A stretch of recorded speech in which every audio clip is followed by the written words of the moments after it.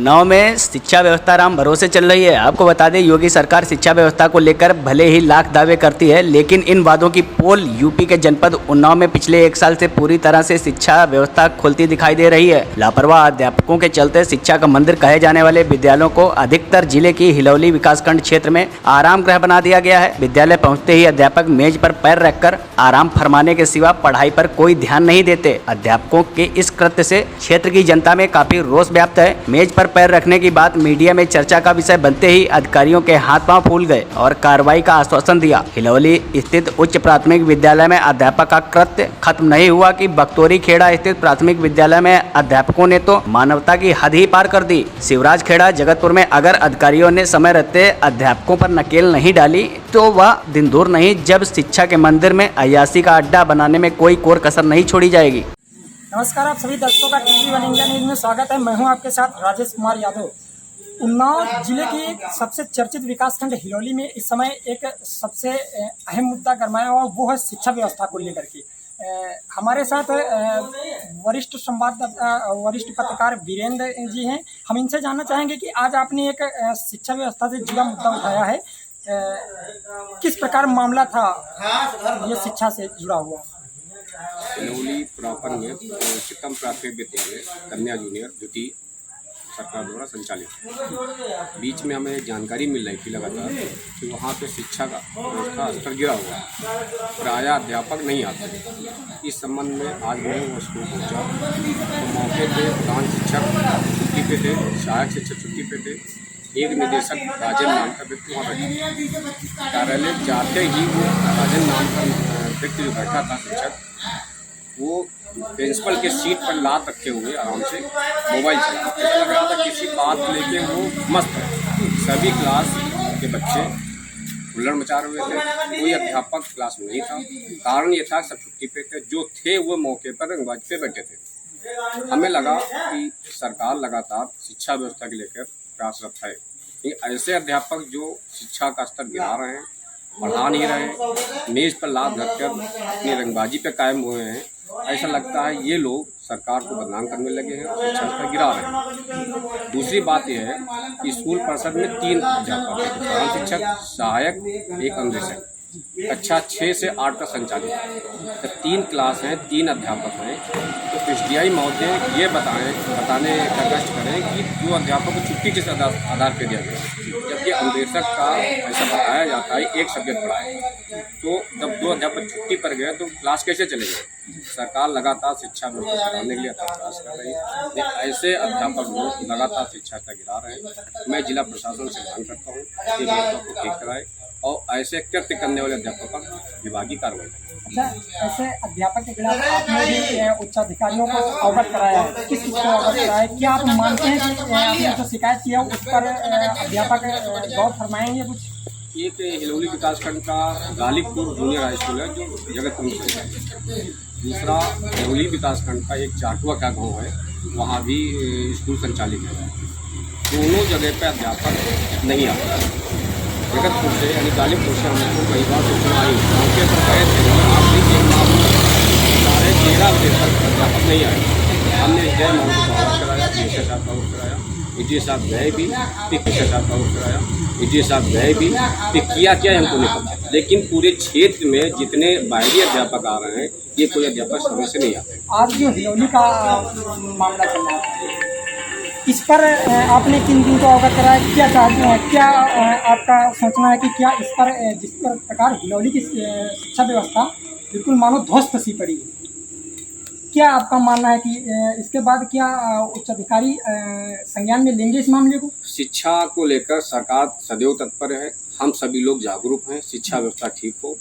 लेकिन हिलौली के विकासखंड के अधिकांश स्कूलों में ऐसा हो रहा है, इससे हमें कष्ट हुआ। इस संबंध में हमने एसडीआई महोदय और बेसिक शिक्षा अधिकारी को लगातार 4 से 5 बार फोन मिलाया।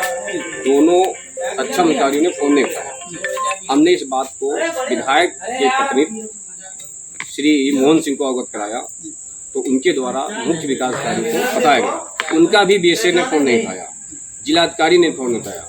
मज़ेदार बात ये है कि जिले का कोई प्रशासनिक अधिकारी जनप्रतिनिधि का फोन न उठाए, आम नागरिक फोन न उठाए, ये बड़ी बात है। योगी सरकार में लगातार अधिकारी नियुक्त हो रहे हैं। ऐसी स्थिति बनी रही तो व्यवस्था पूरी ध्वस्त हो जाएगी। ये नया मामला नहीं है जो आज निकलकर सामने आया हिलौली का, ये नया नहीं है। इससे पूर्व में भी लगभग 1.5 से 2 साल पहले भी कई अध्यापक इस मस्त रवैये पर मिले सोते हुए विद्यालय में। तो क्या चाहते हैं, क्या कहना चाहेंगे, इतने लंबे समय से ये लोग बिल्कुल जैसे कि अय्याश जिसे कहते हैं, अय्याशी के दलदल में फंसे हुए हैं। ये क्या इशारा करता है, किस तरह ये अधिकारियों की लापरवाही, जनप्रतिनिधियों की लापरवाही ना कही जाए तो और क्या कहा जाए? अब शिक्षक भगवान का रूप माना जाता है, हम उसको अय्याश शब्द करके नहीं कहेंगे कि शिक्षक भगवान होता है। एक बात। दूसरी बात, अभी हाल में ही हमको एक वीडियो देखने को मिला था कि हिलौली विकासखंड के बख्तौरी खेड़ा गाँव में शिक्षक शिक्षिका दोनों बैठे थे। जो हमने वीडियो देखा वो बता रहा हूँ, मेरा कोई आरोप नहीं है। तो शिक्षक अपना शर्ट उतारे हुआ था और जो दूसरा अध्यापक था वो टेबल पर लात रखे हुए बिल्कुल रंगबाजी बैठा था। जो शिक्षिका थी वो कुर्सी पर टांग रखे ऊपर चढ़ाए हुए बैठी थी। ऐसी दशा में जब शिक्षा व्यवस्था ठीक नहीं होगी या अध्यापक व्यवस्था ठीक नहीं होगी, क्या देश हमारा तरक्की करेगा? हमको नहीं लगता देश तरक्की करेगा। ऐसे अध्यापक लगातार बने रहें, हमारे देश के नौजवान बच्चों को नुकसान होगा। अच्छा, हमने बात आपसे इसलिए करना उचित समझा क्योंकि आपने पहले स्वास्थ्य से भी जुड़े मुद्दे बड़ी प्रमुखता से उठाया आपने, जिस पर जिले के आला अधिकारियों ने भी संज्ञान में लिया और कहीं ना कहीं जिस पर जिले के आला अधिकारियों ने भी संज्ञान में लिया और कहीं ना कहीं उन समस्याओं से निजात दिलाने का कार्य हुआ हिलौली में। और आपने ये भी आज मुद्दा उठाया शिक्षा से जुड़ा हुआ। तो क्या चाहेंगे आप उच्चाधिकारियों से या जनप्रतिनिधियों से इस व्यवस्था के विषय में क्या संदेश देना चाहेंगे? स्वास्थ्य विभाग के लेके हमने आज से 6 महीने पहले बड़ा मुद्दा बनाया था और इसको तमाम लिखा पड़ी प्रमुख सचिव स्वास्थ्य मंत्री को लिखा था, जिसमें डीडी प्रमुख सचिव स्तर के अधिकारी लोग यहाँ जाँच के लिए आए, जिसको डायरेक्टर सब आए। यहाँ ये पाया गया कि डॉक्टर की कमी है। हमने जो डॉक्टर आए थे उनसे भी कहा, सर यहाँ जनसंख्या बड़ी है, आबादी बड़ी है, ग्रामीण क्षेत्र है, तो यहाँ गरीब लोग रहते हैं, यहाँ सर संख्या डॉक्टर बढ़ा दिया जाए। उनका एक ही जवाब था कि डॉक्टर कमी है, आप डॉक्टर व्यवस्था हम नहीं कर पाएंगे। मज़ेदार बात यह है कि ऐसी स्थिति में कि बड़े क्षेत्र में डॉक्टर नहीं है, तो सरकार की हम मानेंगे कमियाँ हैं। एक बात। दूसरी बात, समाज में जितने भी सामाजिक कार्य होते हैं, मैं प्रयास करता हूँ मुद्दों को बनाऊँ। मेरा कोई पर्सनल मुद्दा नहीं होता।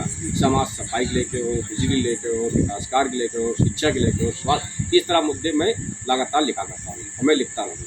क्या संदेश देना चाहेंगे आला अधिकारियों को? मैं एक तो देश के अपने क्षेत्र के नागरिकों को कहना चाहता हूँ, आप लोग जागो, अपना अधिकार समझे, शिक्षा का समझे, मेरा अधिकार क्या है। गवर्नमेंट सरकार जो है लगातार तनख्वाह इस बात के देती है कि क्षेत्र में आप काम करिए, तो की मदद करिए जो जिस हद तक आए, लेकिन लगातार सरकार के कर्मचारी इस पर निरंकुश होते जा रहे हैं। हम लगातार जिला प्रशासन, हमारे महोदय जिला अधिकारी जी को देख रहा है, ऐसा कहा जाता है, मुख्य विकास अधिकारी जी हैं, तो इनसे सबसे मांग करता हूँ ऐसी व्यवस्था को निगरानी रखें और तत्काल ऐसे अधिकारियों को कार्रवाई करें।